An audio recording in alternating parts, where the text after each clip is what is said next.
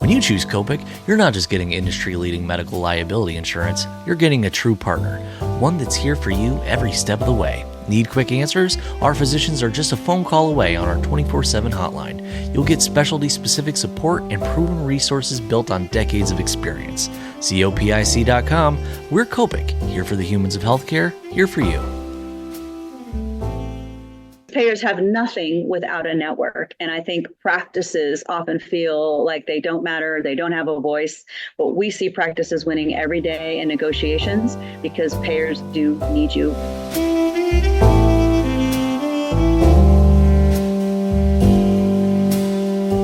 Welcome to Off the Chart, a business and medicine podcast featuring lively and informative conversations with healthcare experts, opinion leaders, and practicing physicians about the challenges facing doctors and medical practices. My name is Austin Littrell. I'm the Associate Editor of Medical Economics, and I'd like to thank you for joining us today. In today's episode, Physicians Practice Managing Editor Keith Reynolds sat down with Doral Jacobsen, CEO of Prosper Beyond VBC, and they're talking about why so many practices feel defeated before payer negotiations even start, and what to do about it. Doral walks through how to actually use price transparency data without getting trapped in a numbers debate, which contract terms beyond the headline rate tend to move the needle the most, and what a strong case looks like in the room. They also cover how negotiation strategy shifts depending on practice type, the questions worth asking payers early in any discussion, and why knowing your worth is the foundation of everything else. With that said, Doral Jacobsen, thank you for joining us. Let's get into the episode.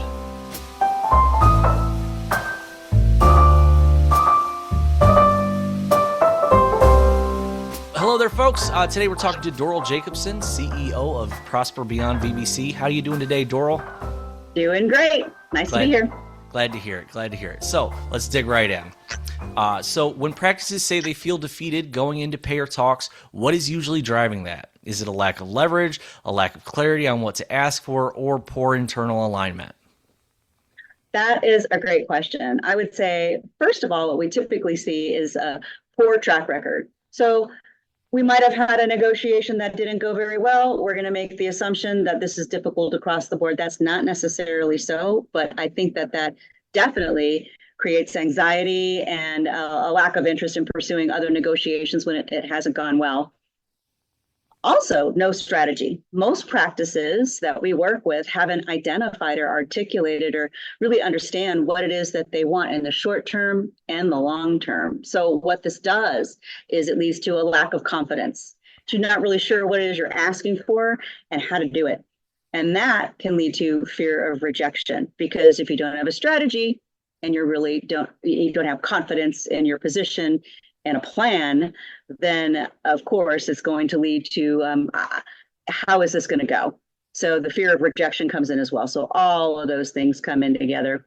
And then lack of clarity. This is another piece that's really important to note. So many practices don't really know how their contracts are performing, period. They're not sure what their reimbursement rates are. They don't understand the implications from a language perspective. And it really is difficult to establish a starting point if you're really not sure where you are from a landscape perspective. For example, I had a client in Florida not long ago. When they retained us, they said, our worst contract is with payer A on the Medicare Advantage side. And we said, well, let's check it out. We did our assessment. They've got about 8 contracts on the Medicare Advantage side. That definitely wasn't the worst. It was actually in the middle. They wanted to terminate that contract. So it really changed the strategy. And it was interesting because at the end, they ended up terminating that contract because it became the lowest Medicare Advantage contract. But it's really important to do your homework. And a lot of practices haven't done that.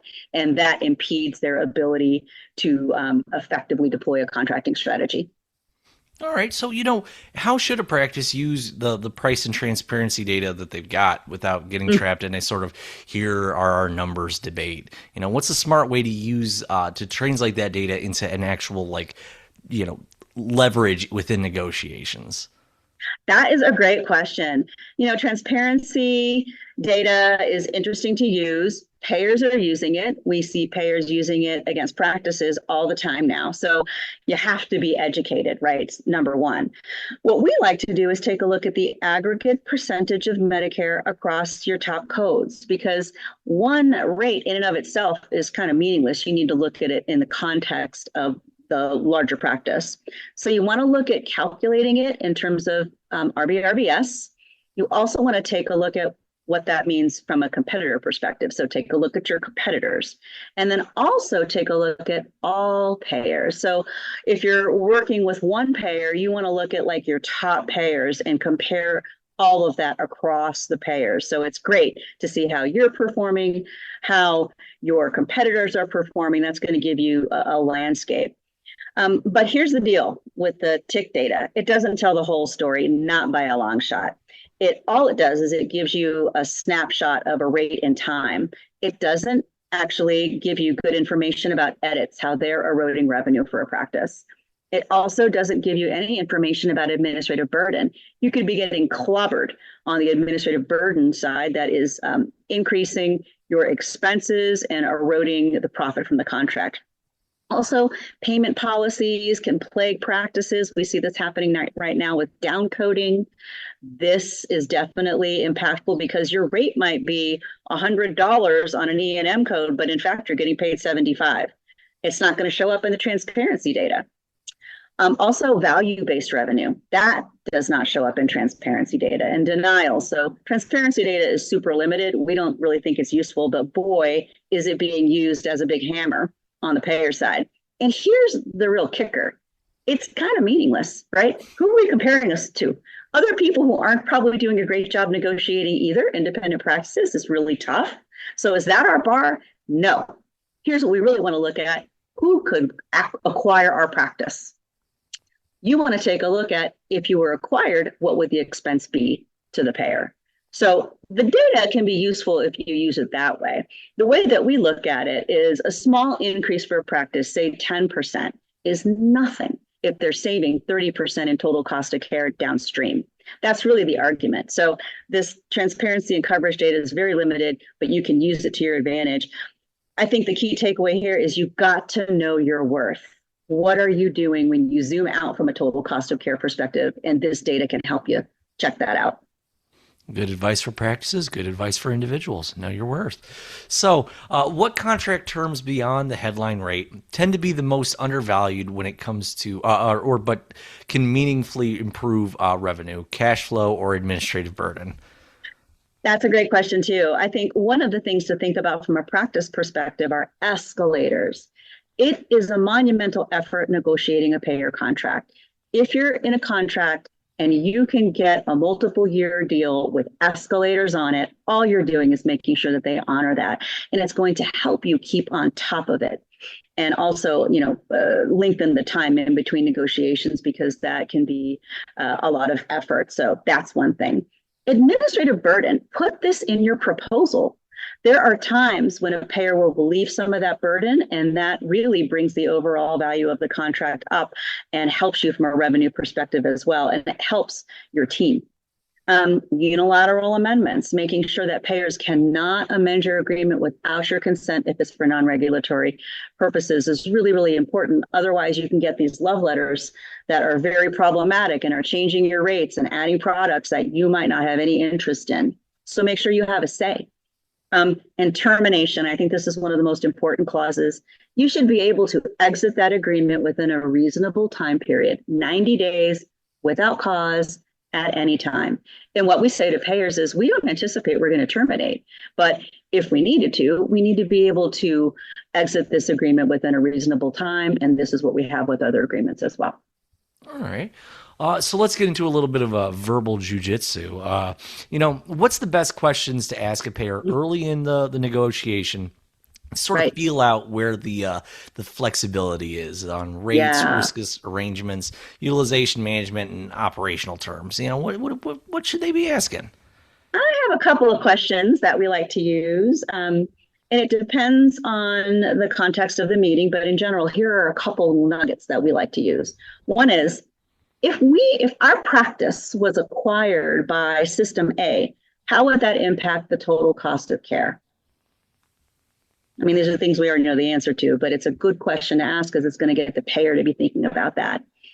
Another one is, and you might use this down the line, but it's really effective, is what can we do to protect us all against contract termination? We don't want to terminate our contract.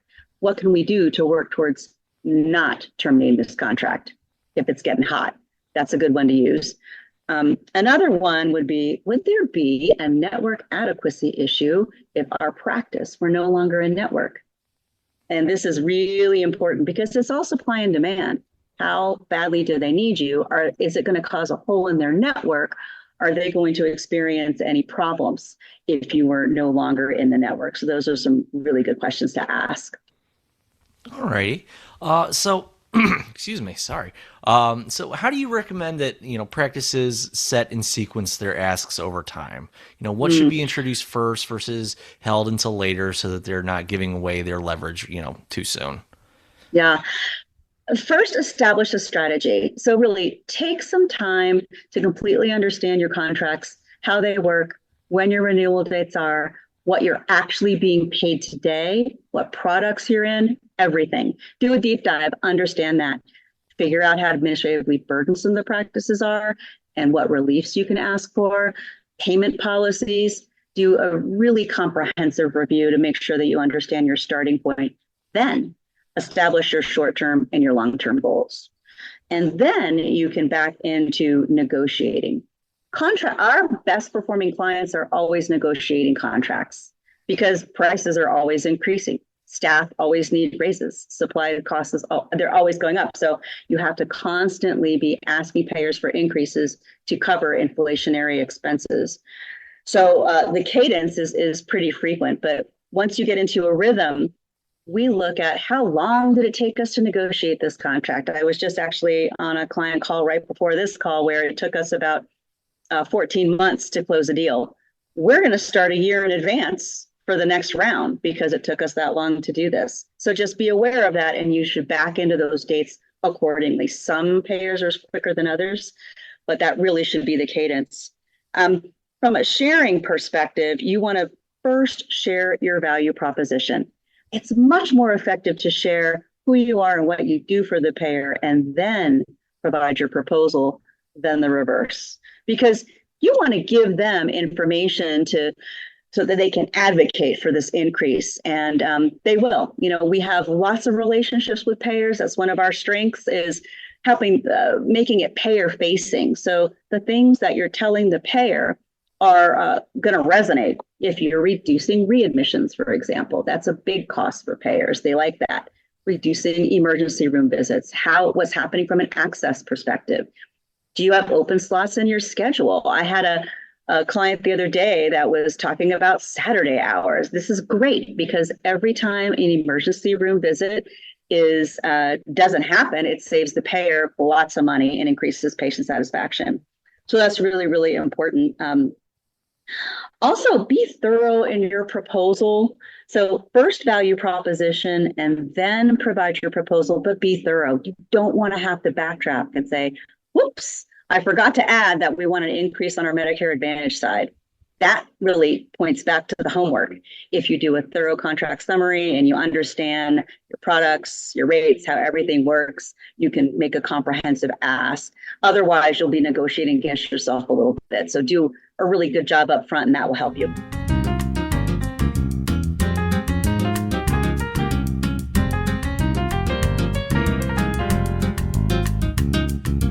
Hey there, Keith Reynolds here, and welcome to the P2 Management Minute. In just 60 seconds, we deliver proven, real-world tactics you can plug into your practice today, whether that means speeding up check-in, lifting staff morale, or nudging patient satisfaction north. No theory, no fluff, just the kind of guidance that fits between appointments and moves the needle before lunch.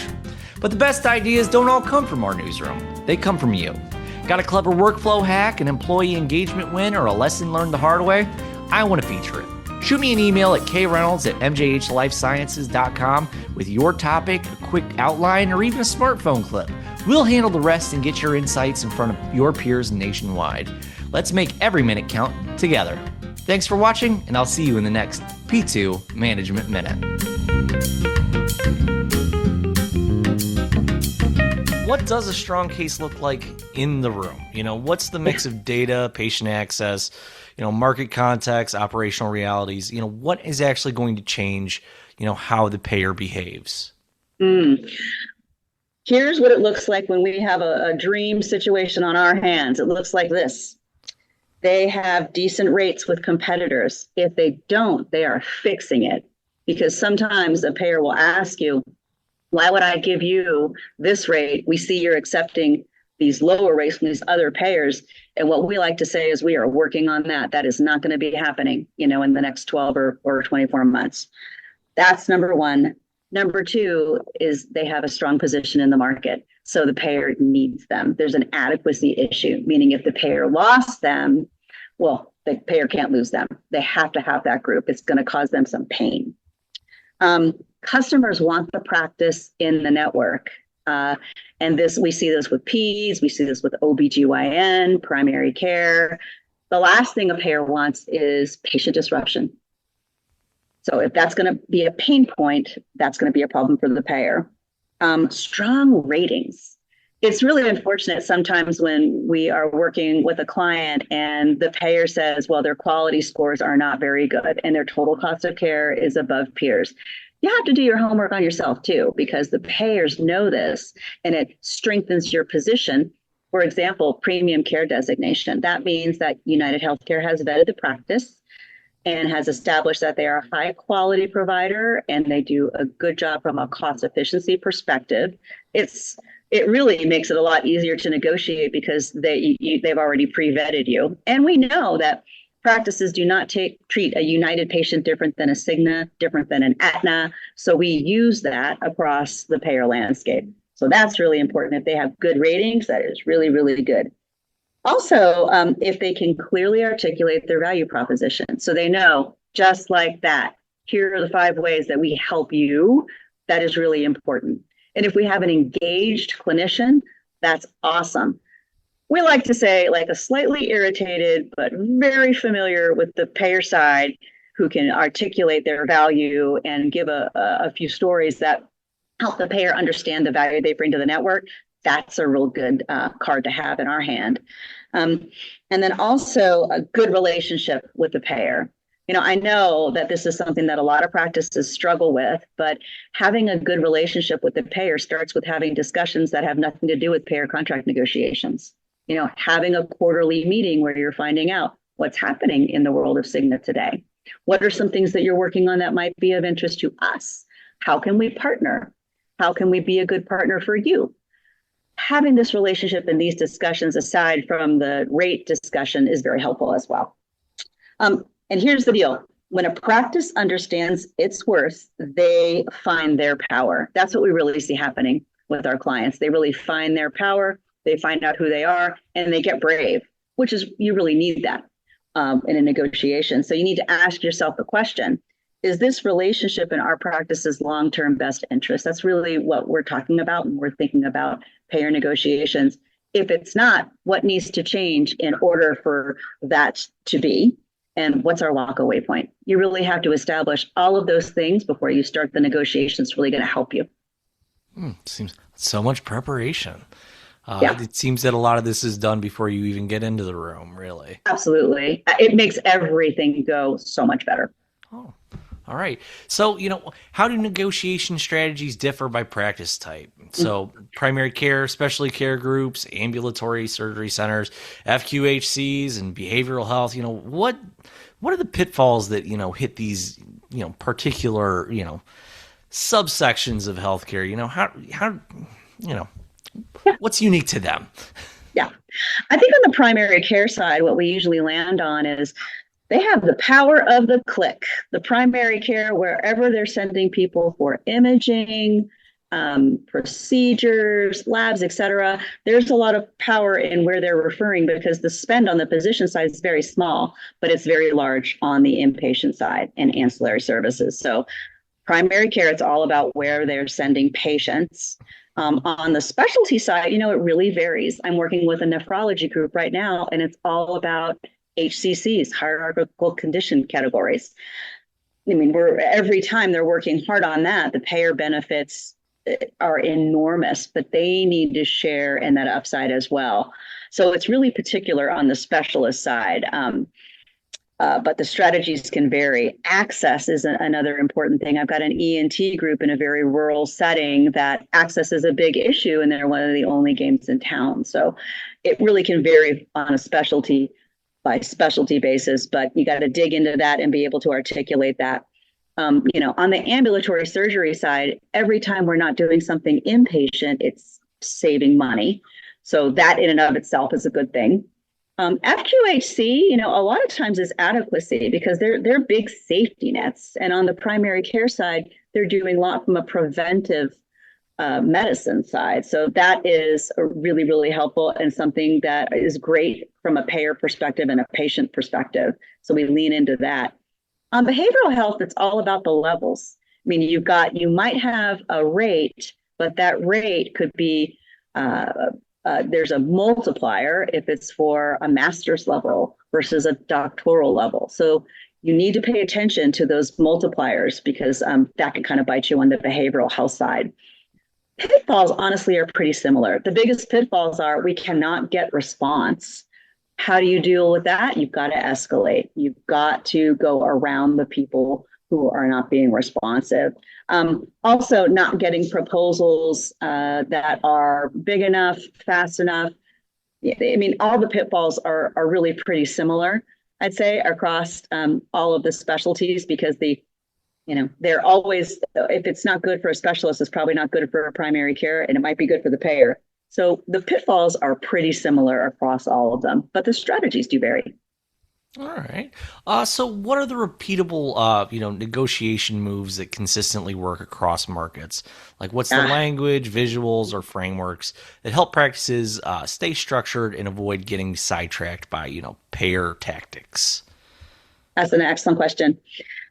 Value proposition. You've got to have a visual, something really simple. Think one page, sales slick, your practice. It's got to have the following information: nuts and bolts, the clinicians, the services that you provide, office locations.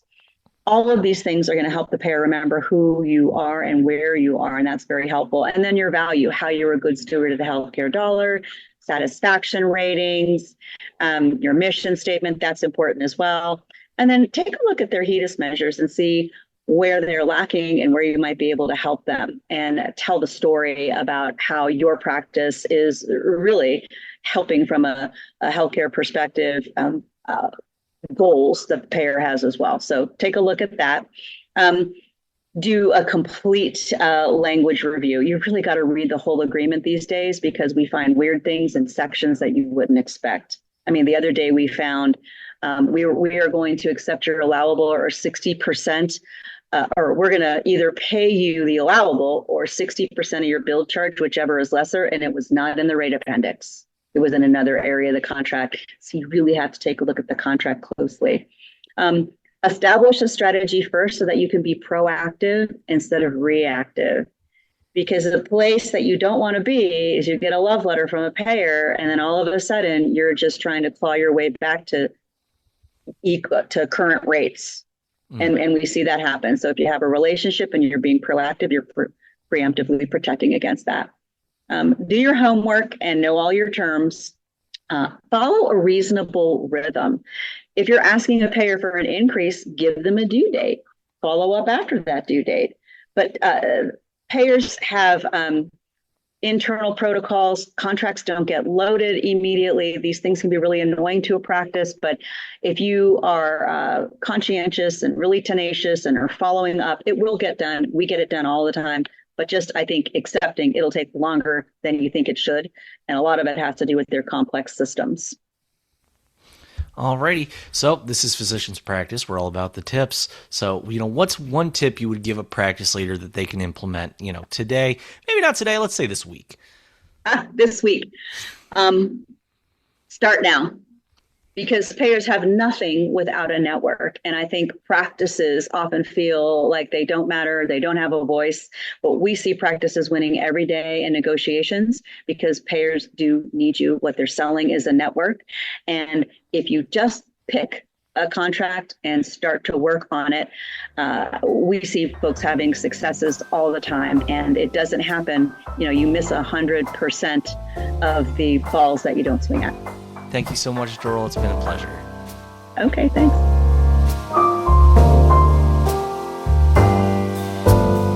Once again, that was Doral Jacobsen, CEO of Prosper Beyond VBC, speaking with Physicians Practice Managing Editor Keith Reynolds. On behalf of the whole medical economics and physicians practice teams, I'd like to thank you for listening to the show and ask that you please subscribe so you don't miss the next episode.